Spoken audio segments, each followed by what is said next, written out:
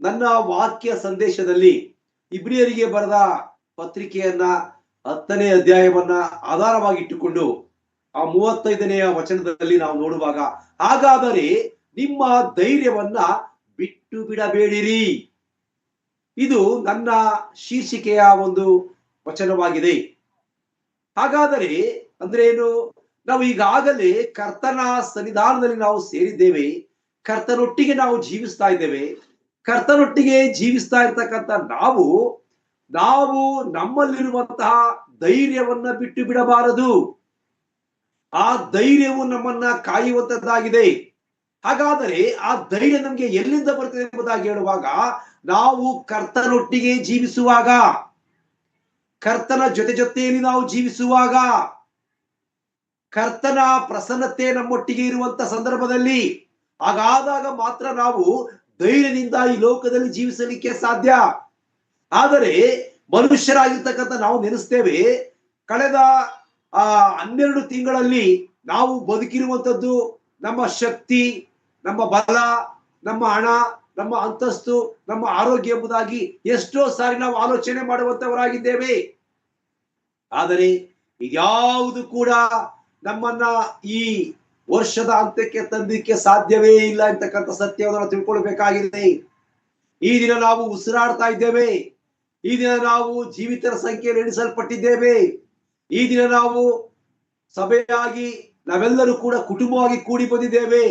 ನಾನು ನಿಂತು ಮಾತನಾಡ್ತಾ ಇದ್ದೇನೆ, ನೀವು ಕೇಳ್ತಾ ಇದ್ದೀರಿ ಎಂಬುದಾಗಿ ಹೇಳುವಾಗ, ಇದೆಲ್ಲದಕ್ಕೂ ನಮ್ಮ ಕರ್ತನು ತಾನೇ ನಮ್ಮನ್ನ ಆಶೀರ್ವಾದ ಮಾಡಿ ಕನಿಕರಿಸಿ ಕರುಣಿಸಿ ಮತ್ತೊಂದು ಅವಕಾಶವನ್ನ ನಮ್ಮ ಜೀವಿತದಲ್ಲಿ ಕೊಟ್ಟಿರುವುದರಿಂದಲೇ ಇದು ಸಾಧ್ಯವಾಗಿದೆ. ಹಾಗಾಗಿ ನಾವು ಆತನಿಗೆ ಎಷ್ಟು ಸ್ತೋತ್ರವನ್ನ ಕೊಟ್ಟರೂ ಸಾಲದು. ನನ್ನ ಪ್ರಿಯ ದೇವಜನರೇ, ಹಾಗಾದರೆ ನಾವು ಆ ಧೈರ್ಯವನ್ನ ಹೊಂದಬೇಕಾದರೆ, ಆ ಧೈರ್ಯವನ್ನ ನಾವು ಪಡಕೊಳ್ಳಬೇಕಾದರೆ ನಾವು ಕರ್ತನ ಸನ್ನಿಧಾನಕ್ಕೆ ನಾವು ಬರಬೇಕು, ಕರ್ತನನ್ನು ನಾವು ಆತುಕೊಳ್ಳಬೇಕು. ನಾವು ಈ ಲೋಕದಲ್ಲಿ ನಾವು ಎಷ್ಟು ವರ್ಷಗಳ ಕಾಲ ಜೀವಿಸ್ತೇವೆ ಅಂತಕ್ಕಂಥದ್ದು ಮುಖ್ಯವಲ್ಲ, ಅಥವಾ ನಾವು ಈ ಲೋಕದಲ್ಲಿ ಎಷ್ಟು ಶ್ರೀಮಂತಿಕೆಯನ್ನು ಹೊಂದಿದ್ದೇವೆ, ಈ ಲೋಕದಲ್ಲಿ ನಾವು ಎಂತ ದೊಡ್ಡ ದೊಡ್ಡ ಪದವಿಗಳನ್ನ ಹೊಂದಿದ್ದೇವೆ, ಈ ಲೋಕದಲ್ಲಿ ನಾವು ಎಷ್ಟು ದೊಡ್ಡ ಐಶ್ವರ್ಯವಂತರಾಗಿದ್ದೇವೆ, ಇದೆಲ್ಲವೂ ಕೂಡ ದೇವರ ಮುಂದೆ ಲೆಕ್ಕಕ್ಕೆ ಬಾರದಂತ ವಿಚಾರಗಳಾಗಿವೆ. ಹಾಗಾದರೆ ಲೆಕ್ಕಕ್ಕೆ ಬರುವಂತದ್ದೇನು?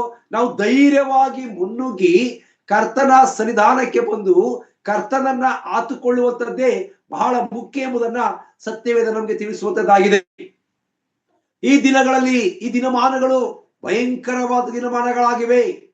ಈ ದಿನಮಾನಗಳಲ್ಲಿ ನಾವು ಕರ್ತನನ್ನ ನಾವು ಎದುರುಗೊಳ್ಳುವಾಗ, ಕರ್ತನೊಟ್ಟಿಗೆ ನಾವು ಜೀವಿಸುವಾಗ, ಕರ್ತನ ಮಕ್ಕಳಾಗಿ ನಾವು ಹೊರಹೊಮ್ಮಬೇಕಾದರೆ ನಾವು ಯಾವಾಗಲೂ ಕೂಡ ಕರ್ತನನ್ನೇ ಆತುಕೊಂಡವರಾಗಿ, ಕರ್ತನ ಬಳಿಯಲ್ಲಿ ಜೀವವುಳ್ಳ ವಾಕ್ಯಗಳನ್ನು ನಾವು ಕಲಿತು, ನಾವು ಜೀವವುಳ್ಳ ವಾಕ್ಯಾನುಸಾರವಾಗಿ ಜೀವಿಸಿದಾಗ ಮಾತ್ರ ಈ ಎಲ್ಲ ಕಾರ್ಯಗಳು ಸಾಧ್ಯ ಎಂಬುದಾಗಿ ನಾನು ಬಯಸುವಂತವನಾಗಿದ್ದೇನೆ.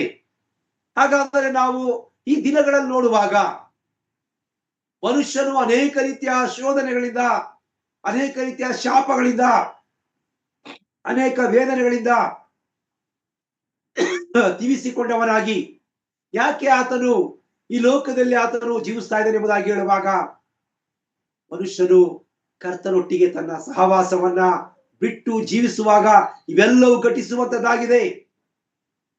ನಾವು ನೋಡ್ತೇವೆ, ಲೂಕನು ಬರೆದ ಸುವಾರ್ತೆ 20ನೇ ಅಧ್ಯಾಯ 25ನೇ ವಚನಕ್ಕೆ ನಾವು ಬರುವಾಗ, ಅಲ್ಲಿ ನಾವು ನೋಡುವಾಗ, ಅಲ್ಲಿ ಕರ್ತನಾದಂತ ಯೇಸು ಕ್ರಿಸ್ತನನ್ನ ಪರೀಕ್ಷೆ ಮಾಡುವಂತ ಒಂದು ವರ್ಗದ ಜನರನ್ನು ನೋಡುವಂತವರಾಗಿದ್ದೇವೆ.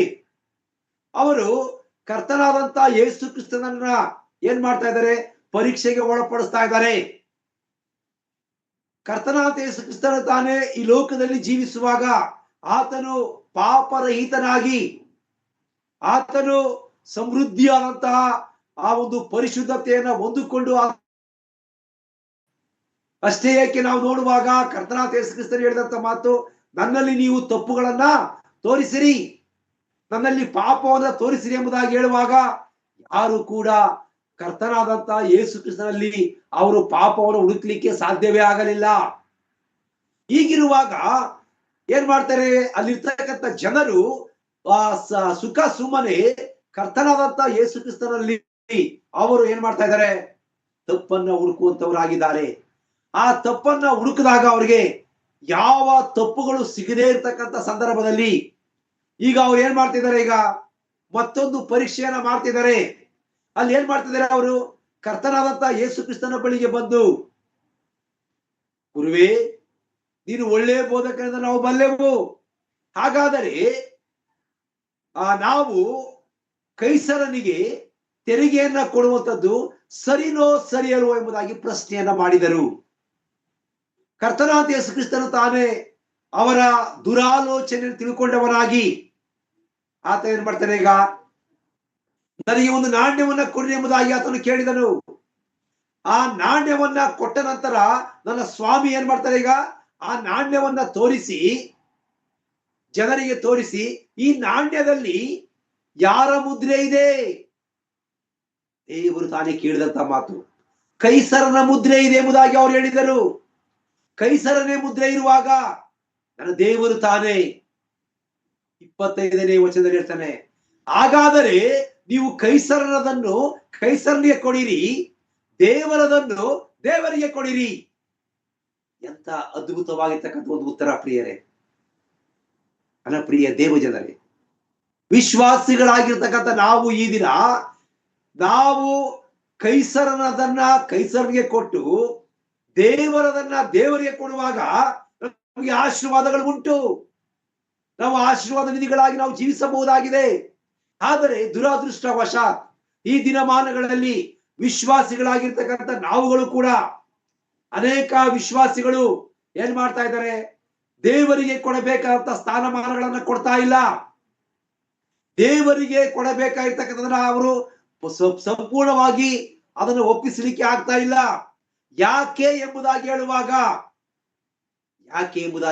ನಮಗೆ ಗೊತ್ತಿದೆ, ಅವರಲ್ಲಿ ಧೈರ್ಯ ಇಲ್ಲ. ಯಾಕೆ ಧೈರ್ಯ ಇಲ್ಲ?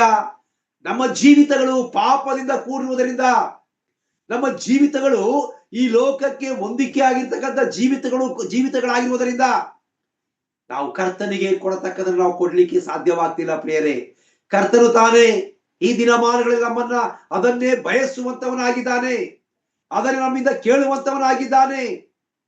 ನನ್ನ ಪ್ರಿಯ ಮಗನೇ, ನೀನು ಕೈಸರನಿಗೆ ಕೊಡುವಂತದನ್ನ ಕೈಸರನಿಗೆ ಕೊಡು, ನನಗೆ ಕೊಡುವಂತದನ್ನ ನನಗೆ ಕೊಡು ಎಂಬುದಾಗಿ ಕರ್ತನು ಈ ದಿನ ನಮ್ಮನ್ನ ಪ್ರಶ್ನೆ ಮಾಡಿ ಕೇಳುವಂತವನಾಗಿದ್ದಾನೆ.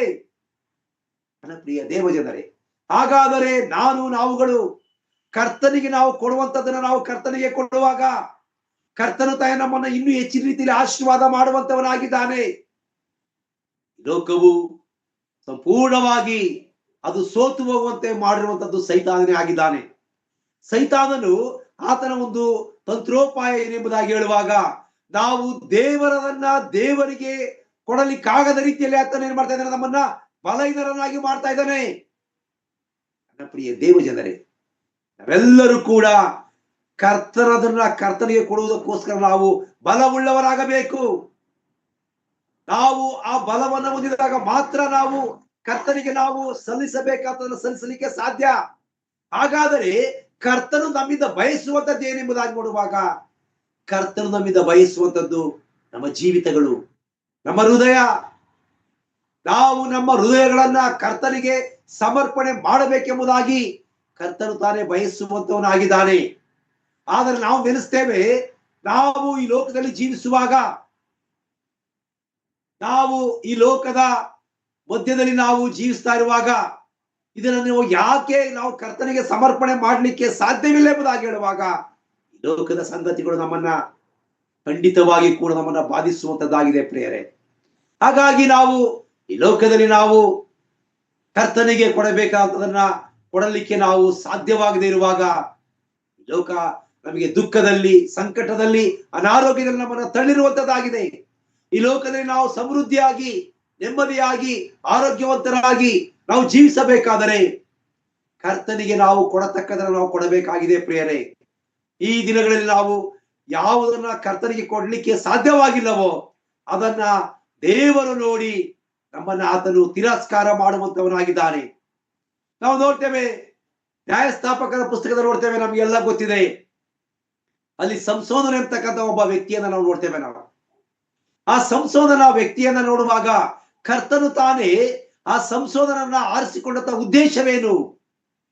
ಕರ್ತನು ಆ ದೇವರು ಯೆಹೋವನು ಸಂಸೋದನನ್ನ ಆರಿಸಿಕೊಂಡಂತ ಉದ್ದೇಶ ಫಿಲಿಸ್ತಿಯರನ್ನ ನಾಶ ಮಾಡುವುದಕ್ಕೋಸ್ಕರ. ಅದೇ ಪ್ರಕಾರವಾಗಿ ನಮ್ಮನ್ನ ಆಯ್ಕೆ ಮಾಡಿಕೊಂಡಿರುವುದಕ್ಕೆ ಯಾವುದಕ್ಕೆ ಉದ್ದೇಶಕ್ಕೋಸ್ಕರ? ಸೈತಾನನ ಎಲ್ಲಾ ಕಾರ್ಯ ನಾವು ಮೆಟ್ಟಿ ನಿಂತು ಕರ್ತನ ಮಗನಾಗಿ ಮಗಳಾಗಿ ಕುಟುಂಬವಾಗಿ ನಾವು ಜೀವಿಸಬೇಕೆಂಬುದಾಗಿ ಕರ್ತನು ಬಯಸಿ ನಮ್ಮನ್ನ ಆರಿಸಿಕೊಂಡಿದ್ದಾನೆ. ಹಾಗಾದರೆ ನಾವು ಮಾಡ್ತಾ ಇರ್ತಕ್ಕಂಥ ಕಾರ್ಯಗಳಿರ್ತಕ್ಕಂಥ ನಾವು ಪ್ರಶ್ನೆ ಮಾಡಿಕೊಳ್ಳಬೇಕಾಗಿದೆ ಪ್ರಿಯರೇ. ಸಂಸೋನನು ನಾವು ನೋಡ್ತೇವೆ ಅಲ್ಲಿ 14ನೇ ಅಧ್ಯಾಯದಿಂದ 16ನೇ ವಚನದವರೆಗೆ ನಾವು ಸಂಸೋನನ ಕುರಿತು ನೋಡುವಂತವರಾಗಿದ್ದೇವೆ ನ್ಯಾಯಸ್ಥಾಪಕರ ಪುಸ್ತಕಗಳಲ್ಲಿ. ಕೇವಲ 3-4 ಅಧ್ಯಾಯಗಳಲ್ಲಿ ಸಂಸೋನನ ಇಡೀ ಚರಿತ್ರೆಯನ್ನು ನೋಡುವಂತವರಾಗಿದ್ದೇವೆ. ದೇವರು ಸಂಸೋನಿಗೆ ಕೊಟ್ಟಂತ ಒಂದು ಶಕ್ತಿ, ಬಲ, ಜ್ಞಾನ, ವಿವೇಕ ಇದೆಲ್ಲವನ್ನ ಆತನು ತನ್ನ ಸ್ವಂತ ಇಚ್ಛೆಗೆ ಆತನು ಮಾರಿಕೊಂಡಿರುವುದನ್ನು ನೋಡ್ತೇವೆ ನಾವು ನೋಡ್ತೇವೆ 14ನೇ ಅಧ್ಯಾಯದಲ್ಲಿ ನೋಡ್ತೇವೆ ನಾವು. ಆತನು ಘಟ್ಟ ಹಿಡಿದು ಆತ ಏನ್ ಮಾಡ್ತಾನೆ? ಈಗ ತಿಮ್ನಾ ಊರಿಗೆ ಬಂದನು. ತಿಮ್ನಾ ಊರು ಅದು ಪಾಪಿಷ್ಟ ಊರು. ಆ ಪಾಪಿಷ್ಟ ಊರಿಗೆ ಅದು ಸಾದೃಶ್ಯವಾಗಿದೆ. ಆತನು ದೇವರ ಮಗನಾಗಿ ಜೀವಿಸಬೇಕಾಗಿತ್ತು. ಆತನು ಪರಿಶುದ್ಧವಾದ ಪಟ್ಟಣದಲ್ಲಿ ಜೀವಿಸಬೇಕಾಗಿತ್ತು. ಆದರೆ ಆತನ ಏನ್ ಮಾಡ್ತಾನೆ? ಈಗ ಘಟ್ಟ ಇಳಿದು ಹೋಗುವುದೆಂಬುದಾಗಿ ಹೇಳುವಾಗ ಅದೇನ್ ಮಾಡ್ತಾನೆ? ಈಗ ಅದು ನಮಗೆ ಪಾಪದ ದಾರಿಯನ್ನ ತೋರಿಸುವಂತದ್ದಾಗಿದೆ. ಆತನು ಘಟ್ಟ ಹಿಡಿದು ತಿಮ್ನಾ ಊರಿಗೆ ಹೊರಟನು. ಆ ತಿಮ್ನಾ ಊರಿಗೆ ಆತನು ಹೋದಂತ ಸಂದರ್ಭದಲ್ಲಿ ನೋಡ್ತೇವೆ ನಾವು. ತಿಮ್ನಾ ಊರಿಗೆ ಆತನು ಹೋದದ್ದರಿಂದಲೇ ಅಲ್ಲಿ ಆತನು ಸಂಪೂರ್ಣವಾಗಿ ತನ್ನನ್ನ ಒಬ್ಬ ವೇಶ್ಯೆಗೆ ತನ್ನನ್ನ ಮಾರಿಕೊಳ್ಳಬೇಕಾಯಿತು. ನಾವು ನೋಡ್ತೇವೆ ಅಲ್ಲಿ ಆತನು ಘಟ್ಟ ಹಿಡಿದು ಆತನು ತಿಮ್ನಾ ಊರಿಗೆ ಹೋದನು. ತಿಮ್ನಾ ಊರಿಗೆ ಹೋಗುವಾಗ ಅಲ್ಲಿ ಆತ ಏನ್ ಮಾಡ್ತಾನೆ? ಈಗ ಆತನು ದ್ರಾಕ್ಷೆ ತೋಟದ ಮಧ್ಯದಲ್ಲಿ ಹಾದು ಹೋದನೆಂಬುದಾಗಿ ಓದ್ತೇವೆ ನಾವು. ಆ ದ್ರಾಕ್ಷೆ ತೋಟ ಎಂಬುವಂಥದ್ದು ನಾವು ಈ ಲೋಕದಲ್ಲಿ ಯಾವ ಸ್ಥಳಗಳಿಗೆ ಹೋಗಬಾರದೋ ಅದನ್ನು ನಮಗೆ ತೋರಿಸುವುದಕ್ಕೆ ಅದು ಸಾದೃಶ್ಯವಾಗಿದೆ. ತಿಮ್ನಾ ಊರು ಈ ಲೋಕವನ್ನ ಸೂಚಿಸುವಂತಹ ಪಾಪಿಷ್ಟ ಲೋಕಕ್ಕೆ ಅದು ಸಾದೃಶ್ಯವಾಗಿದೆ. ದ್ರಾಕ್ಷೆಯ ತೋಟ ನಾವು ಹೋಗಬಾರದಂತಹ ಸ್ಥಳಕ್ಕೆ ಅದು ಹೋಗಬಾರದೆಂಬುದನ್ನು ಸೂಚಿಸುವಂತದ್ದಾಗಿದೆ. ನಾವು ನೋಡ್ತೇವೆ ಸಂಸೋನನ ವಿಷಯದಲ್ಲಿ ನೋಡುವಾಗ ಆತನ ತಾಯಿಗೆ ದೇವರು ಕೊಟ್ಟಂತ ಆಜ್ಞೆಯನ್ನು ತಿನ್ನಬಾರದಂತದನ್ನ ತಿನ್ನಬಾರದು, ಹಾಗೂ ನೀನು ದ್ರಾಕ್ಷರಸವನ್ನ ಕುಡಿಯಬಾರದು, ನಿನ್ನ ಮಗನನ್ನು ನನಗೋಸ್ಕರ ಪ್ರತಿಷ್ಠೆ ಮಾಡಿಕೊಂಡಿದ್ದೇನೆ ಎಂಬುದಾಗಿ ಆತನು ಅವಳಿಗೆ ಹೇಳಿದನು. ಅದೇ ಪ್ರಕಾರವಾಗಿ ಆಕೆಯು ಕೂಡ ಆತನನ್ನ ಯಾವ ರೀತಿಯ ಮೀಸಲು ಆಗದ ರೀತಿಯಲ್ಲಿ ಆಕೆ ನಡೆಸ್ಕೊಂಡು ಬಂದಿದ್ದಾಳೆ. ಹಾಗೆ ನೋಡುವಾಗ ಸಂಸೋನನು ಖಂಡಿತವಾಗಿಯೂ ಕೂಡ ದ್ರಾಕ್ಷೆಯ ತೋಟದ ಹತ್ತಿರಕ್ಕೆ ಹೋಗ್ತಕ್ಕಂಥ ಅವಶ್ಯಕತೆ ಇರಲಿಲ್ಲ. ಈಗ ನೋಡ್ತೇವೆ ಆತನು ದ್ರಾಕ್ಷಿಯ ತೋಟವನ್ನ ಹಾದು ಹೋದನು. ಆ ದ್ರಾಕ್ಷಿಯ ತೋಟವನ್ನ ಹಾದು ಆತನು ತಿಮ್ನಾ ಊರಿಗೆ ಬಂದನೆಂಬುದನ್ನು ನೋಡ್ತೇವೆ ನಾವು. ಹಾಗಾಗಿ ಆತನು ಪಾಪಿಷ್ಟ ಊರಿಗೆ ಬಂದನು, ಪಾಪಿಷ್ಟ ಪಟ್ಟಣಕ್ಕೆ ಬಂದನು, ಹೋಗಬಾರದಂತ ಸ್ಥಳಕ್ಕೆ ಹೋದನು. ಆ ಹೋಗಬಾರದಂತ ಸ್ಥಳಕ್ಕೆ ಹೋದಂತ ಸಂದರ್ಭದಲ್ಲಿ ನಾವು ಈಗ ನೋಡ್ತೇವೆ ಅಲ್ಲಿ ಆ ದ್ರಾಕ್ಷೆಯ ತೋಟದಲ್ಲಿ ಒಂದು ಪ್ರಾಯದ ಸಿಂಹವು ಆತನಿಗೆ ಎದುರಾಯಿತು. ನೋಡ್ರಿ, ಆ ಪ್ರಾಯದ ಸಿಂಹ ಏನ್ ಮಾಡ್ತದೆ? ಆತನಿಗೆ ಎದುರಾಯಿತು. ಯಾಕೆ ಎದುರಾಯಿತು ಎಂಬುದಾಗಿ ನೋಡುವಾಗ ಆತನು ಹೋಗಬಾರದಂತ ಸ್ಥಳಕ್ಕೆ ಹೋಗಿದ್ದಾನೆ, ಹೋಗಬಾರದಂತ ಊರಿಗೆ ಆತನು ಹೋಗ್ತಾ ಇದ್ದಾನೆ. ಆದ್ದರಿಂದಲೇ ಅಲ್ಲಿ ಪ್ರಾಯದ ಸಿಂಹ ಎದುರಾಯಿತು. ಆ ಪ್ರಾಯದ ಸಿಂಹ ಎದುರಾದ ಸಂದರ್ಭದಲ್ಲಿ ಕರ್ತನು ತಾನೇ ತನ್ನ ಮಗನ ಮೇಲೆ ಕನಿಕರವನ್ನ ಸುರಿಸಿ ಕನಿಕರವನ್ನ ಇಟ್ಟು ಆತ ಏನ್ ಮಾಡ್ತಾ ಇದ್ದಾನೆ? ಈಗ ಆತನಿಗೆ ಶಕ್ತಿಯನ್ನ ಕೊಟ್ಟನು. ಆ ಶಕ್ತಿಯನ್ನ ಕೊಟ್ಟದರ ನಿಮಿತ್ತವಾಗಿ ಆತ ಏನ್ ಮಾಡ್ತಾನೆ? ಈಗ ಆ ಪ್ರಾಯದ ಸಿಂಹವನ್ನು ಒಂದು ಹೋತವೋ ಎಂಬಂತೆ ಆತನು ತನ್ನ ಬರಿಗೈಯಿಂದಲೇ ಆ ಸಿಂಹವನ್ನ ಸಾಯಿಸಿದ ನೋಡ್ತೇವೆ ನಾವು. ನನ್ನ ಪ್ರಿಯ ದೇವಜನರೇ, ಹಾಗಾದರೆ ಈ ಸಿಂಹ ನಮಗೆ ಏನನ್ನ ಸೂಚಿಸುವಂತದ್ದಾಗಿದೆ? ಈ ಸಿಂಹ ನಮಗೆ ಈ ಲೋಕದಲ್ಲಿ ಬರುವಂತಹ ಕಷ್ಟಗಳನ್ನ, ಸಂಕಟಗಳನ್ನ, ದುಃಖಗಳನ್ನ, ಸಮಸ್ಯೆಗಳನ್ನ ನಮಗೆ ಅದು ತೋರಿಸುವುದಕ್ಕೆ ಅದು ಸಾದೃಶ್ಯವಾಗಿದೆ.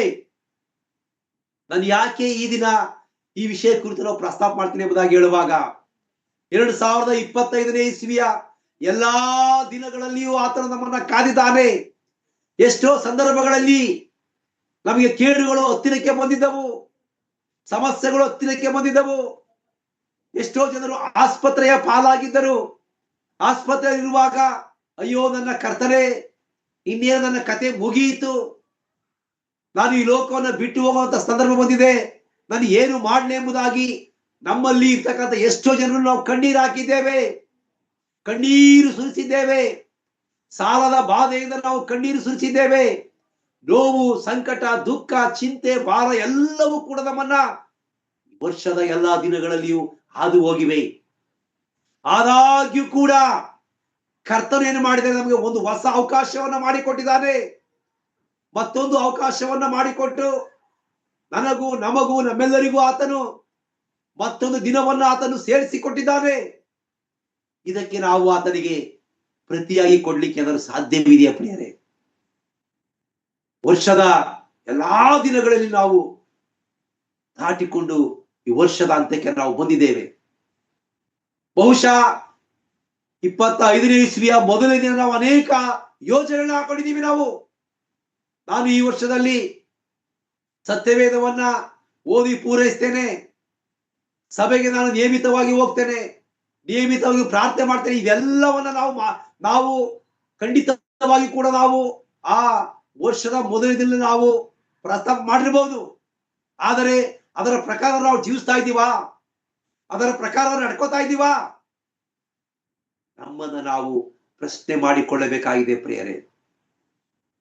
ನಮಗೆ ಬಂದಂತ ಆಪತ್ತಿನಲ್ಲಿ ನಾವು ಈ ಲೋಕವನ್ನು ಬಿಟ್ಟು ಹೋಗ್ಬೇಕಾಗಿತ್ತು.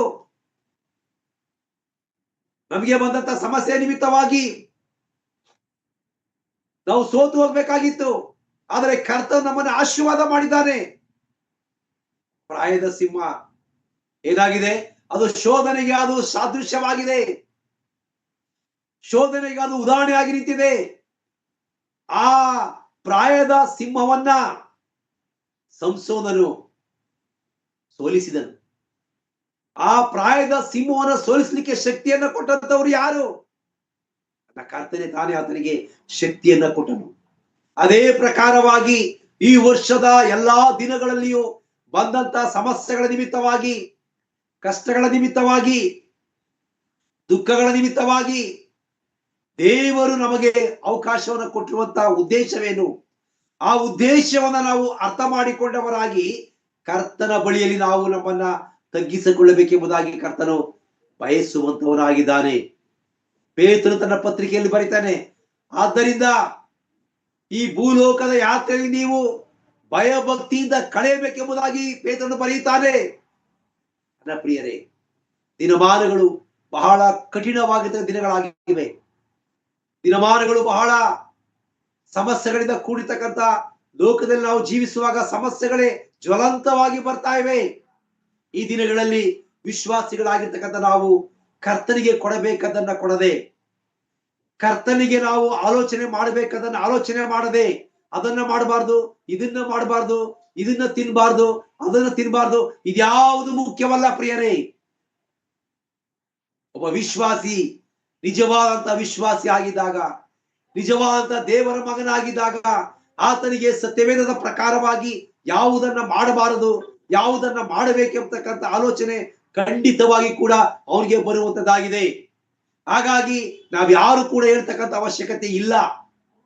ಯಾಕೆಂದರೆ ವಾಕ್ಯವು ಪ್ರತಿಯೊಬ್ಬರಿಗೂ ಪ್ರಬೋಧಿಸುವಂತದ್ದಾಗಿದೆ.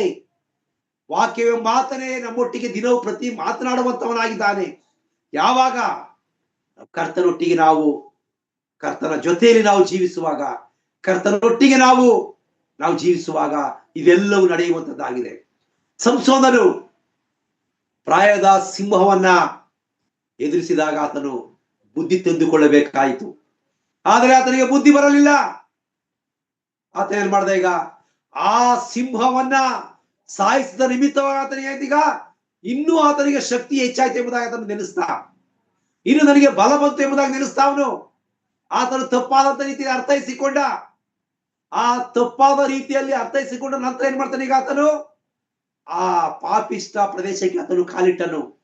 ಆ ಪಾಪಿಷ್ಟ ತಿಮ್ನಾ ಊರಿಗೆ ಆತನು ಹೋಗಿ ಅಲ್ಲಿ ಏನ್ ಮಾಡ್ತಾನೆ ಆತನು ತನ್ನ ಬಲವನ್ನ ಕೇವಲ ಯಕಶ್ಚಿತ್ ಒಬ್ಬ ವೇಶ್ಯೆಗೆ ತನ್ನ ಬಲವನ್ನ ಮುಗಿಸಿಕೊಟ್ಟವನಾಗಿ ಆತನು ತನ್ನ ಜೀವಿತವನ್ನ ಸರ್ವನಾಶ ಮಾಡಿಕೊಂಡನು.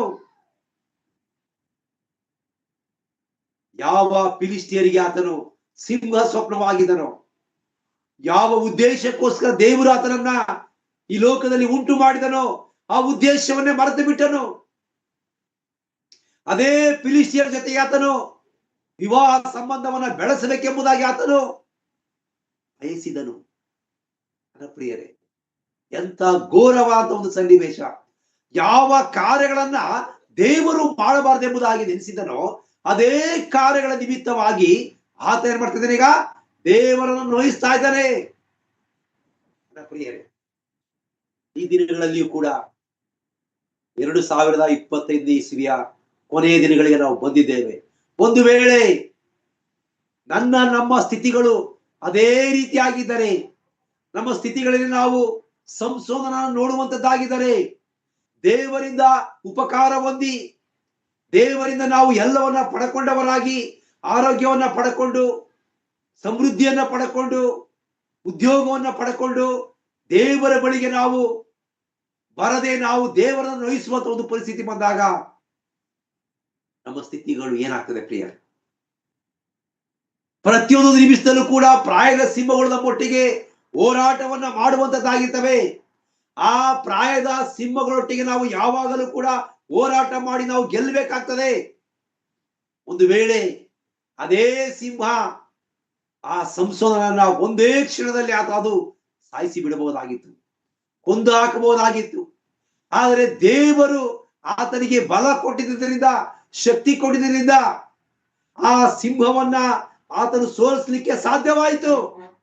ಅದೇ ಪ್ರಕಾರವಾಗಿ ಈ ವರ್ಷದಲ್ಲಿ ಬಂದಂತಹ ಸಮಸ್ಯೆಗಳು, ಸಂಕಟಗಳು, ದುಃಖಗಳು, ಅನಾರೋಗ್ಯಗಳು ಇವೆಲ್ಲವೂ ನಮ್ಮನ್ನ ಎಲ್ಲಿಗೋ ತೆಗೆದುಕೊಂಡು ಹೋಗುವುದಾಗಿತ್ತು. ಒಂದು ವೇಳೆ ನಮ್ಮ ಜೀವಿತ ಅದೇ ದಿನದಲ್ಲಿ ನಾಶವಾಗಬಹುದಾಗಿತ್ತು. ಆದರೆ ನಾವು ಉಳಿದಿದ್ದೇವೆ, ನಾವು ಬದುಕಿದ್ದೇವೆ ಅಂತಕ್ಕಂಥ ಆಲೋಚನೆ ನಾವು ಜೀವಿಸುವಾಗ ಕರ್ತನು ನಮಗೆ ಮತ್ತೊಂದು ಅವಕಾಶವನ್ನ ಕೊಟ್ಟಿದ್ದಾನೆ ಪ್ರಿಯರೇ. ಆ ಅವಕಾಶಕ್ಕೋಸ್ಕರ ನಾವು ಕರ್ತನ ಮುಂದೆ ನಾವು ಮೊಣಕಾಲೂರಿ ನಾವು ಪ್ರಾರ್ಥನೆ ಮಾಡಬೇಕಾಗಿದೆ ಪ್ರಿಯರೇ. ಹಾಗಾಗಿ ನಾವು ನೋಡ್ತೇವೆ, ಸಂಸೋದನು ಆ ಕಾರ್ಯವನ್ನ ಮಾಡಲಿಲ್ಲ. ಆತನು ತನಗೆ ಕೊಟ್ಟಂತಹ ಆಲೋಚನೆ ಆತನು ತಪ್ಪಾದ ರೀತಿಯಲ್ಲಿ ಗ್ರಹಿಸಿಕೊಂಡ ನಂತರ ಅವನ ಸ್ಥಿತಿ ಏನಾಯ್ತು?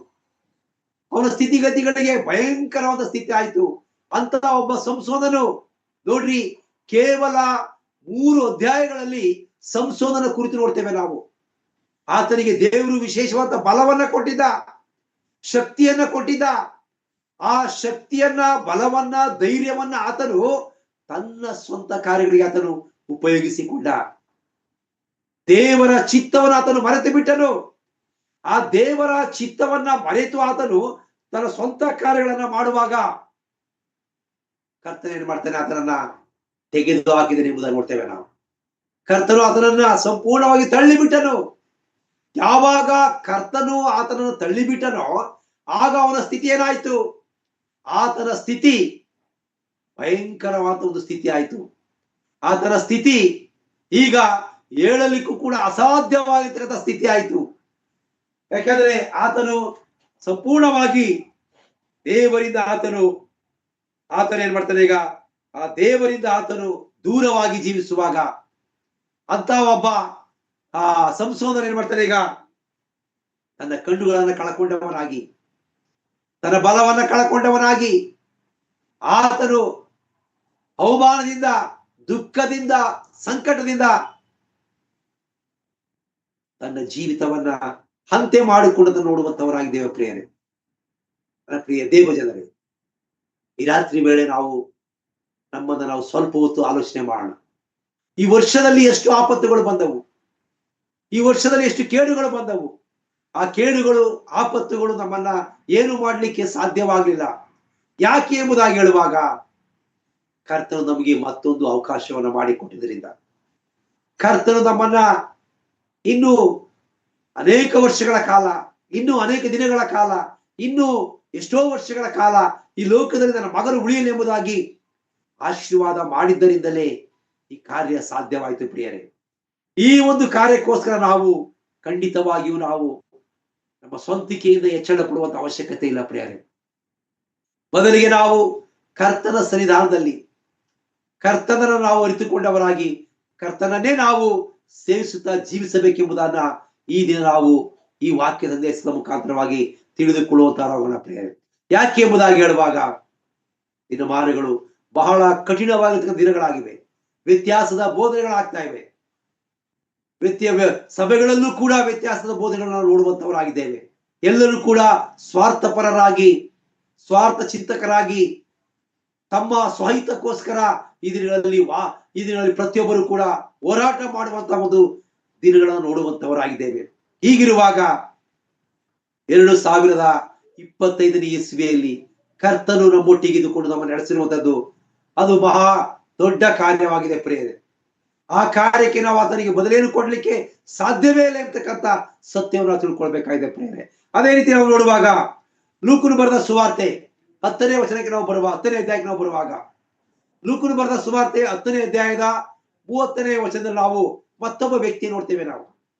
ನಾವಲ್ಲಿ ನೋಡುವಾಗ ಒಬ್ಬನೊಬ್ಬ ವ್ಯಕ್ತಿ ಆತ ಏನ್ ಮಾಡ್ತಾನೆ, ಘಟ್ಟ ಇಳಿದು ಆತ ಏನ್ ಮಾಡ್ತಾನೆ, ಈಗ ಯೆರೂಸಲೇಮ್ ಪಟ್ಟಣವನ್ನ ಬಿಟ್ಟು ಘಟ್ಟ ಇಳಿದು ಆತ ಏನ್ ಮಾಡ್ತಾನೆ, ಈಗ ಯೆರಿಕೋ ಪಟ್ಟಣಕ್ಕೆ ಬಂದನು. ನಾವಿಲ್ಲಿ ನೋಡ್ತೇವೆ, ಆತನು ತಾನಿದ್ದಂತಹ ಪರಿಶುದ್ಧವಂತ ಸ್ಥಳ ಯೆರೂಸಲೇಮ್ ಪಟ್ಟಣ ಎಂಬುದಾಗಿ ಹೇಳುವಾಗ ಅದು ಪರಿಶುದ್ಧ ಪಟ್ಟಣ. ಆ ಪರಿಶುದ್ಧವಾದ ಪಟ್ಟಣದಲ್ಲಿ ಆತನು ಸಮೃದ್ಧಿಯಾಗಿ ಆತನು ಜೀವಿಸ್ತಾ ಇದ್ದಾನೆ. ಹೀಗಿರುವಾಗ ಆತನಿಗೆ ಒಂದು ಕೆಟ್ಟ ಆಲೋಚನೆ ಬಂತು. ಆಲೋಚನೆ ಯಾವುದು? ನಾನು ಯೆರಿಕೋ ಪಟ್ಟಣಕ್ಕೆ ಹೋಗಬೇಕೆಂಬುದಾಗಿ ಆಲೋಚನೆ ಬಂತು. ಪ್ರಿಯರೇ, ಇದು ಏನನ್ನ ಸೂಚಿಸುತ್ತೆ ಎಂಬುದಾಗಿ ಹೇಳುವಾಗ, ನಾವು ಇರುವಂತಹ ಸ್ಥಳದಲ್ಲೇ ಅದು ಒಂದು ವೇಳೆ ಪರಿಶುದ್ಧವಾದ ಸ್ಥಳವಾಗಿದ್ದರೆ, ದೇವರು ನಮಗೆ ನೇಮಿಸಿದಂತ ಸ್ಥಳವಾಗಿದ್ದರೆ ನಾವು ಅಲ್ಲೇ ನೆಲೆಯಾಗಿ ನಿಲ್ಲಬೇಕು. ಎಷ್ಟೋ ಜನರು ಏನ್ ಮಾಡ್ತಾರೆ, ಆ ಸಭೆಯಿಂದ ಈ ಸಭೆಗೆ, ಅಲ್ಲಿಂದ ಇಲ್ಲಿಗೆ, ಇಲ್ಲಿಂದ ಅಲ್ಲಿಗೆ ವಲಸೆ ಹೋಗುವಂತ ನೋಡುವಂತವರಾಗಿದ್ದೇವೆ. ನನ್ನ ಪ್ರಿಯರೇ, ಇಲ್ಲಿ ನಾವು ನೋಡ್ತೇವೆ, ಒಬ್ಬ ವ್ಯಕ್ತಿ ಆತನು ಘಟ್ಟ ಇಳಿದು ಏನ್ ಮಾಡ್ತಾನೆ, ಈಗ ಯೆರೂಸಲೇಮ್ ಪಟ್ಟಣವನ್ನ ಬಿಟ್ಟು ಆತನು ಯೆರಿಕೋ ಪಟ್ಟಣಕ್ಕೆ ಹೋದನು. ಯೆರಿಕೋ ಪಟ್ಟಣದ ಹಾದಿಯನ್ನು ಆತನು ಹಿಡಿದನು. ಯೆರಿಕೋ ಪಟ್ಟಣ ಅದು ಪಾಪಿಷ್ಟ ಪ್ರಪಂಚದಕ್ಕೆ ಅದು ಸಾದೃಶ್ಯವಾಗಿದೆ. ಅದು ಪಾಪಿಷ್ಟ ನಗರ, ಪಾಪಿಷ್ಟ ಪಟ್ಟಣ. ಆ ಪಾಪಿಷ್ಟ ಪಟ್ಟಣಕ್ಕೆ ಆತನು ಹೋಗ್ತಾ ಇದ್ದಾನೆ. ಆ ಪಾಪಿಷ್ಟ ಪಟ್ಟಣಕ್ಕೆ ಹೋಗುವಾಗ ದಾರಿಯಲ್ಲಿ ಆತನಿಗೆ ಪ್ರಾಯದ ಸಿಂಹ ಎದುರಾಯಿತು. ಯಾವ ಪ್ರಾಯದ ಸಿಂಹ? ಅಲ್ಲಿ ಕಳ್ಳರು ಆತನಿಗೆ ಎದುರಾದರು. ಕಳ್ಳರು ಎದುರಾಗಿ ಆತನನ್ನ ಏನ್ ಮಾಡ್ತಾರೆ, ಈಗ ಪ್ರಾಣ ಹೋಗುವಷ್ಟು ಹೊಡೆದು ಆತನನ್ನ ಅಲ್ಲೇ ಬಿಟ್ಟು ಹೋದರು. ಪ್ರಿಯರೇ, ನಾವು ನೋಡ್ತೇವೆ, ಇದೇನನ್ನ ಸೂಚಿಸ್ತದೆ? ಇದು ನಮ್ಮ ಜೀವಿತಗಳ ಸೂಚಿಸುವಂತದ್ದಾಗಿದೆ. ನಾವು ದೇವರ ಬಳಿಯಲ್ಲಿ ಜೀವಿಸುವಾಗ ಇನ್ನಷ್ಟು ಭದ್ರವಾಗಿ, ಗಟ್ಟಿಯಾಗಿ ನಾವು ದೇವರಲ್ಲಿ ನೆಲೆಗೊಳ್ಳಬೇಕು. ಒಂದು ಸಭೆಯಲ್ಲಿದ್ದೇವೆ, ಆ ಸಭೆ ನಮಗೆ ಆತ್ಮಿಕವಾದ ರೀತಿಯಲ್ಲಿ ಅದು ಪೂರಕವಾಗಿದ್ದರೆ ನಾವು ಇನ್ನಷ್ಟು ಆ ಸಭೆಗೆ ನಾವು ಪೂರಕವಾದ ರೀತಿಯಲ್ಲಿ ನಾವು ಆ ಸಭೆಯಲ್ಲಿ ನಿಲ್ಲಬೇಕು. ಒಂದು ಕುಟುಂಬದಲ್ಲಿ ನಾವು ಜೀವಿಸುವಾಗ ಕುಟುಂಬದಲ್ಲಿ ಬರುವಂತಹ ಕಷ್ಟಗಳನ್ನ, ಸಂಕಟಗಳನ್ನ ನಾವು ಅಲ್ಲಲ್ಲೇ ಸರಿಪಡಿಸಿಕೊಂಡವರಾಗಿ ನಾವು ಕುಟುಂಬದ ಜೀವಿತವನ್ನ ನಾವು ಇನ್ನಷ್ಟು ನಾವು ಭದ್ರಗೊಳಿಸಿಕೊಳ್ಳಬೇಕು. ಯಾವತ್ತೂ ಕೂಡ ನಾವು ಆ ಕುಟುಂಬ ಜೀವಿತದಲ್ಲಿ ನಾವು ತಪ್ಪಾದಂತಹ ಮಾರ್ಗಗಳನ್ನ, ತಪ್ಪಾದಂತಹ ಆಲೋಚನೆಗಳನ್ನ, ತಪ್ಪಾದಂತಹ ನಿರ್ಧಾರಗಳನ್ನ ನಾವು ತೆಗೆದುಕೊಳ್ಳಬಾರದು. ಒಂದು ವೇಳೆ ನಾವು ಯಾವುದೇ ಕಾರ್ಯಗಳನ್ನ ಮಾಡುವಂತದ್ದಾಗಿದ್ದರೆ ದೇವರ ಮುಂದೆ ನಾವು ಮೊದಲನೇದಾಗಿ ನಾವು ದೇವರ ಮುಂದೆ ನಮ್ಮನ್ನು ನಾವು ತಗ್ಗಿಸಿಕೊಂಡವರಾಗಿ ಆ ವಿಷಯದ ಕುರಿತು ನಾವು ಒಂದಲ್ಲ, ಎರಡಲ್ಲ, 4 ಸಾರಿ ಅಲ್ಲ, ಹಲವು ಸಾರಿ ನಾವು ಪ್ರಾರ್ಥನೆ ಮಾಡಬೇಕು. ಒಂದು ವೇಳೆ ಪ್ರಾರ್ಥನೆ ಮಾಡಿಯೂ ಕೂಡ ದೇವರು ನಮಗೆ ಉತ್ತರ ಕೊಡಲಿಲ್ಲ ಅಂತಂದ್ರೆ ನಾವು ಅದರ ಬಗ್ಗೆ ನಾವು ಆಲೋಚನೆ ಮಾಡ್ಬೇಕಾಗ್ತದೆ ಪ್ರಿಯರೇ. ಆದರೆ ನಾವು ಸಂಪೂರ್ಣವಾಗಿ ನಾವು ನಮ್ಮಷ್ಟಕ್ಕೆ ನಾವು ನಿರ್ಧಾರ ತೆಗೆದುಕೊಳ್ಳುವಾಗ ಸಂಶೋಧನ ರೀತಿಯಲ್ಲಿ ನಾವು ಸೋಲಬೇಕಾಗ್ತದೆ. ಘಟ್ಟ ಹಿಡಿದು ಹೋದಂತ ಈ ಒಬ್ಬ ವ್ಯಕ್ತಿಯ ರೀತಿ ನಾವು ಸೋತು ಹೋಗಬೇಕಾಗ್ತದೆ ಪ್ರಿಯರೇ. ಹಾಗಾಗಿ ಘಟ್ಟ ಇಳಿದು ಹೋಗುವಂಥದ್ದು ಎಂಬುದಾಗಿ ಹೇಳುವಾಗ, ಇಳಿದು ಹೋಗುವಂಥದ್ದು ಅದು ನಮ್ಮ ಜೀವಿತದ ಸೋಲಿಗೆ ಅದು ಸೂಚನೆ ಆಗುವಂಥದ್ದಾಗಿದೆ. ನಮ್ಮ ಜೀವಿತದ ಸೋಲಿಗೆ ಅದು ಸೂಚನೆ ಆಗುವಂಥದ್ದಾಗಿದೆ. ಈ ಲೋಕದಲ್ಲಿ ದೇವರು ನಮ್ಮನ್ನ ಇಟ್ಟಿರುವಂಥದ್ದು ಆತನು ಏಡಿ ಹೃದಯವನ್ನು ಕೊಟ್ಟಲ್ಲ, ಬಲ ಶಕ್ತಿಯ ಆತನು ಬಲ ಶಕ್ತಿ ಇರ್ತಕ್ಕಂಥ ಹೃದಯಗಳನ್ನ ನಮ್ಗೆ ಕೊಟ್ಟಿದ್ದಾನೆ. ನಾವು ನೋಡ್ತೇವೆ 31ನೇ ಕೀರ್ತನೆ 10ನೇ ವರ್ಷ ನೋಡ್ತೇವೆ ನಾವು. ಭಕ್ತನಾದ ದಾವೀದನಲ್ಲಿ ತನ್ನ ವಿಷಯವಾದ ಕುರಿತು ಅದನ್ನು ಗೋಳಾಡ್ತಾ ಇದ್ದಾನೆ, ಕಣ್ಣೀರಾಗ್ತಾ ಇದ್ದಾನೆ. ನನ್ನ ಕರ್ತನೆ, ನನ್ನ ಜೀವಿತಗಳು ದುಃಖದಲ್ಲಿಯೂ ಸಂಕಟದಲ್ಲಿಯೂ ಕಣ್ಣೀರಿನಲ್ಲಿಯೂ ಚಿಂತೆಯಲ್ಲಿಯೂ ಕಳೆದು ಹೋಗ್ತಾ ಇದೆ. ಆತನ ಒಂದು ಆಹ್ವಾನ, ಆತನ ಒಂದು ಪ್ರಾರ್ಥನೆ. ನಂತರ ನಾವು ಅದೇ 31ನೇ ಅಧ್ಯಾಯದ 24ನೇ ವರ್ಷಕ್ಕೆ ಬರುವಾಗ ಆತನು ಅಲ್ಲಿ ನಮಗೆ ಉತ್ತರವನ್ನ ಕೊಡ್ತಾ ಇದ್ದಾನೆ. ಯಾವ ರೀತಿ ಉತ್ತರ ಕೊಡ್ತಾ ಇದ್ದಾನೆ ಆತನು? ಅಲ್ಲಿ ಹೇಳ್ತಾನೆ ಆತನು 24ನೇ ವಚನದಲ್ಲಿ, ಯೆಹೋವನನ್ನು ನಿರೀಕ್ಷಿಸುವವರೇ ದೃಢವಾಗಿರ್ರಿ, ನಿಮ್ಮ ಹೃದಯವು ಧೈರ್ಯದಿಂದಿರಲಿ ಎಂಬುದಾಗಿ. ಪ್ರಿಯರೇ, 2025ನೇ ಇಸ್ವಿಯಲ್ಲಿ ನಾವು ಇಲ್ಲಿ ತನಕ ನಾವು ಜೀವಿಸಿಕೊಂಡು ಬಂದಿದ್ದೇವೆ. ಈ ವರ್ಷದ ಎಲ್ಲಾ ದಿನಗಳಲ್ಲಿಯೂ ನಮ್ಮ ದೇವರು ನಮ್ಮನ್ನು ಎಷ್ಟರ ಮಟ್ಟಿಗೆ ಕಾದಿದ್ದಾನೆ ಒಂದು ಸ್ವಲ್ಪ ಹೊತ್ತು ನಾವು ಆಲೋಚನೆ ಮಾಡೋಣ. ನಮ್ಮ ಕಣ್ಣುಗಳನ್ನು ಮುಚ್ಚಿ ನಾವು 2025ನೇ ಇಸ್ವಿಯ ಜೂನ್ 1ನೇ ತಿಂಗಳಿಂದ ಡಿಸೆಂಬರ್ ತಿಂಗಳ 25ನೇ ದಿನವರೆಗೂ ಎಷ್ಟರ ಮಟ್ಟಿಗೆ ನಮ್ಮನ್ನ ಕಾದಿದ್ದಾನೆ ಎಂಬುದಾಗಿ ಹೇಳುವಾಗ ನಮ್ಮ ಪ್ರಶ್ನೆಗಳಿಗೆ ನಮ್ಮಲ್ಲಿ ಉತ್ತರ ಸಿಕ್ಕುವಂತದ್ದಾಗಿದೆ. ಎಷ್ಟೋ ಸಾರಿ ನಮ್ಗೆ ಆದಂತಹ ಅವಮಾನಗಳು, ಸಂಕಟಗಳು, ದುಃಖಗಳು, ಇದನ್ನ ದೇವರು ನಮ್ಮನ್ನ ಆನಂದವಾಗಿ ಮಾರ್ಪಡಿಸಿದ್ದಾನೆ. ಅದನ್ನೇ ನಾವು ಯೋಹಾನ ಬರೆದ ಸುವಾರ್ತೆ 16ನೇ ಅಧ್ಯಾಯ 20ನೇ ವಚನ ಓದ್ತೀವಿ ನಾವು. ನಿಮ್ಮ ದುಃಖವು ಹೋಗಿ ಆನಂದವು ಬರುವುದು. Your sorrow will turn into joy. ನಮ್ಮ ಎಲ್ಲ ದುಃಖಗಳು, ಸಂಕಟಗಳು, ಚಿಂತೆಗಳು, ಭಾರಗಳು ಅವು ಸಂತೋಷವಾಗಿ ಮಾರ್ಪಡಬೇಕಾದರೆ ಕರ್ತನ ಬಳಿಗೆ ಬರಬೇಕು ಪ್ರಿಯರೇ. ಕರ್ತನನ್ನು ನಾವು ಆತುಕೊಳ್ಳಬೇಕು ಪ್ರಿಯರೇ. ವ್ರತವಾಗಿ ಕೆಲಸಕ್ಕೆ ಬಾರದೇ ಇರ್ತಕ್ಕಂಥ ಆಲೋಚನೆಗಳು, ಕೆಲಸಕ್ಕೆ ಬಾರದೇ ಇರ್ತಕ್ಕಂಥ ಎಷ್ಟೋ ಚಿಂತೆಗಳು, ದುಃಖಗಳು ನಮ್ಮನ್ನು ಬಾಧಿಸ್ತವೆ.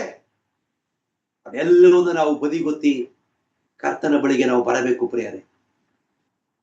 ಹಾಗಾಗಿ ನಾವು ನೋಡುವಾಗ ಲೂಕನು ಬರೆದ ಸುವಾರ್ತೆ 20ನೇ ಅಧ್ಯಾಯ 20ನೇ ವರ್ಷಕ್ಕೆ ಬರುವಾಗ, ಕೈಸರದನ್ನ ಕೈಸರೇ ಕೊಡಿರಿ, ದೇವರದನ್ನ ದೇವರೇ ಕೊಡಿರಿ. ಎಂತ ಅದ್ಭುತವಾಗಿರ್ತಕ್ಕಂಥ ಮಾತು.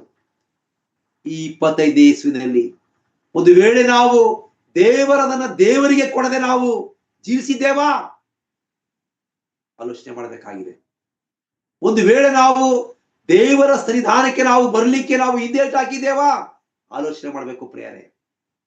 ಇಂತಹ ಸ್ಥಿತಿಗಳು ನಮ್ಮದಾಗಿದ್ದರೆ ಈಗಲೇ ಕುಳಿತಲ್ಲಿಯೇ ನಿಂತಲ್ಲಿಯೇ ನಾವಿದ್ದಂತ ಸ್ಥಳದಲ್ಲಿ ನಮ್ಮ ಕಣ್ಣುಗಳನ್ನು ಮುಚ್ಚಿ, ಕರ್ತನೆ 2025 ಇಸ್ವಿಯ ಎಲ್ಲಾ ದಿನಗಳನ್ನು ನಾನು ನೀವು ಕರುಣಿಸಿದ್ದೀರಿ, ಕಾಪಾಡಿದ್ದೀರಿ, ಆಶೀರ್ವಾದ ಮಾಡಿದ್ದೀರಿ.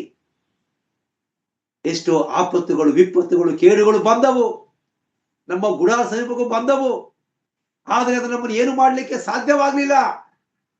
ಕಾರಣ ಏನೆಂಬುದಾಗಿ ಹೇಳುವಾಗ, ನೀನು ನಮ್ಮೊಟ್ಟಿಗಿದ್ದರಿಂದ, ದೇವರು ನಮ್ಮ ಸಂಗಡ ಇದ್ದಾರೆ, ನಮ್ಮನ್ನ ಎದುರಿಸುವವರು ಯಾರು ಎಂಬತಕ್ಕಂಥ ವಾಕ್ಯ ನನ್ನೊಟ್ಟಿಗಿತ್ತು. ನನ್ನೊಟ್ಟಿಗಿದ್ದರಿಂದಲೇ ನಾನು, ನನ್ನ ಮಡದಿ, ನನ್ನ ಮಕ್ಕಳು, ನನ್ನ ಕುಟುಂಬ, ನನ್ನ ತಂದೆ ತಾಯಿಗಳು, ನನ್ನ ಕುಟುಂಬಸ್ಥರು ಎಲ್ಲರೂ ಕೂಡ ಸಮೃದ್ಧಿಯಾಗಿ ಜೀವಿಸಲಿಕ್ಕೆ ಸಾಧ್ಯವಾಯಿತು. ಹಾಗಾಗಿ ನನ್ನ ದೇವರೇ, ಇದು ನಾಮಕ್ಕೆ ಸ್ತೋತ್ರಪ್ಪ. ಒಂದು ವೇಳೆ ನಾನು ಈ 2025 ಇಸ್ವಿನಲ್ಲಿ ಯಾವ್ಯಾವದಲ್ಲಿ ನಾನು ಸೋತು ಹೋಗಿದ್ದೇನೋ, ಯಾವ್ಯಾವ ಕಾರ್ಯಗಳು ನನಗೆ ವಿರುದ್ಧವಾಗಿದ್ದವೋ ಆ ಎಲ್ಲಾ ಕಾರ್ಯಗಳನ್ನ ನಾನು ಬಿಟ್ಟು ಬಿಟ್ಟಿದ್ದೇನೆ. ಮುಂದೆ ಬರುವಂತ ಹೊಸ ವರ್ಷದಲ್ಲಿ ನಾನು ಹೊಸ ಮನುಷ್ಯನಾಗಿ, ಹೊಸಬನಾಗಿ ನಿನ್ನ ಮುಂದೆ ಕಾಣಿಸಿಕೊಳ್ಳಲಿಕ್ಕೆ ಆಗುವಾಗ ನನ್ನ ಅವಕಾಶ ಮಾಡಿಕೊಡು.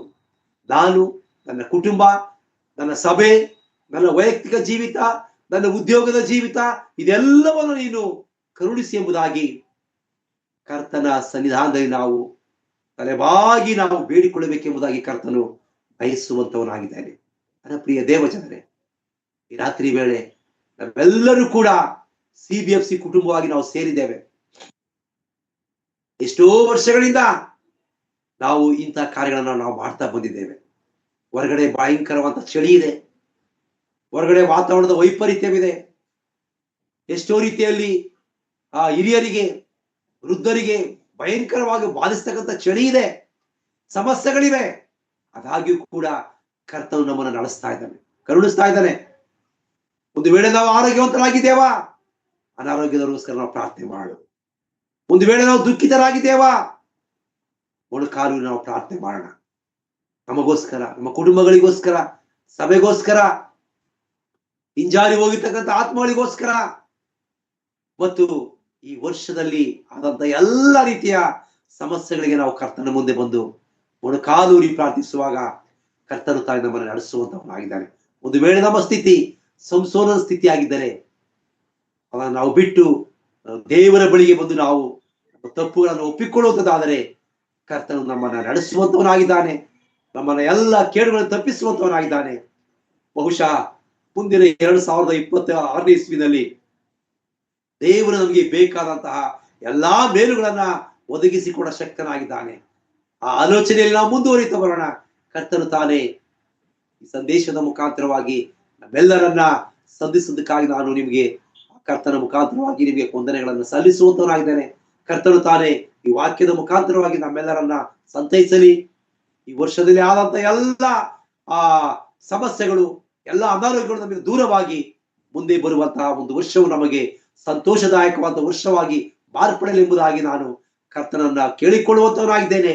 ಹಾಗೇನೆ ಈ ದಿನಗಳಲ್ಲಿ, ಈ ದಿನ ಪ್ರಪಂಚದಾದ್ಯಂತಹ ಕ್ರಿಸ್ಮಸ್ ಹಬ್ಬವನ್ನ ಎಲ್ಲಾ ದೇವಜನರು ಆಚರಣೆ ಮಾಡ್ತಾ ಇದ್ದಾರೆ. ಒಂದು ವೇಳೆ ಕರ್ತನು ತಾನೇ ಅವರೊಟ್ಟಿಗೆ ಆ ಒಂದು ಸಮಯದಲ್ಲಿ ಉತ್ತಮವಾದ ರೀತಿಯಲ್ಲಿ ದೇವರಿಗೆ ಘನತೆ ತರುವ ರೀತಿಯಲ್ಲಿ, ಮಹಿಮೆ ತರುವ ರೀತಿಯಲ್ಲಿ ಎಲ್ಲರೂ ನಡ್ಕೊಳ್ಳೋ ರೀತಿಯಲ್ಲಿ ನಾವು ಪ್ರಾರ್ಥನೆ ಮಾಡೋಣ. ಯಾಕಂತಂದ್ರೆ ಕ್ರಿಸ್ಮಸ್ ಹಬ್ಬ ಎಂಬುದಾಗಿ ಹೇಳಿ ಎಷ್ಟೋ ಜನರು ತಪ್ಪಾದಂತಹ ಮಾರ್ಗದಲ್ಲಿ ನಡೆಯುವಾಗ ಅದು ಕೇವಲ ಬೇರೆಯವ್ರಿಗಲ್ಲ, ನಮಗೂ ಕೂಡ ಅದು ಅವಮಾನಕರವಾದ ಸಂಗತಿ ಆಗಿರುವಂತದ್ದಾಗಿದೆ. ಅದು ದೇವ್ರಿಗೂ ಅವಮಾನ, ನಮಗೂ ಕೂಡ ಅವಮಾನ ಆಗುವಂತದ್ದಾಗಿದೆ. ಹಾಗಾಗಿ ಅಂತ ಸಮಸ್ಯೆಗಳು ಬಾರದ ರೀತಿಯಲ್ಲಿ ಕರ್ತನು ತಾನೇ ಪ್ರತಿಯೊಬ್ಬರು ನಡೆಸಲಿ ಎಂಬುದಾಗಿ ನಾವೆಲ್ಲರೂ ಕೂಡ ನಾವು ಪ್ರಾರ್ಥನೆ ಮಾಡ್ತಾ ಬರೋಣ. ಕರ್ತನು ತಾನೇ ಈ ವಾಕ್ಯದ ಮುಖಾಂತರ ನಮ್ಮೊಟ್ಟಿಗೆ ನಡೆಸಲಿ. ದೇವರು ನಮಗೆ ಸ್ತೋತ್ರ ಉಂಟಾಗಲಿ.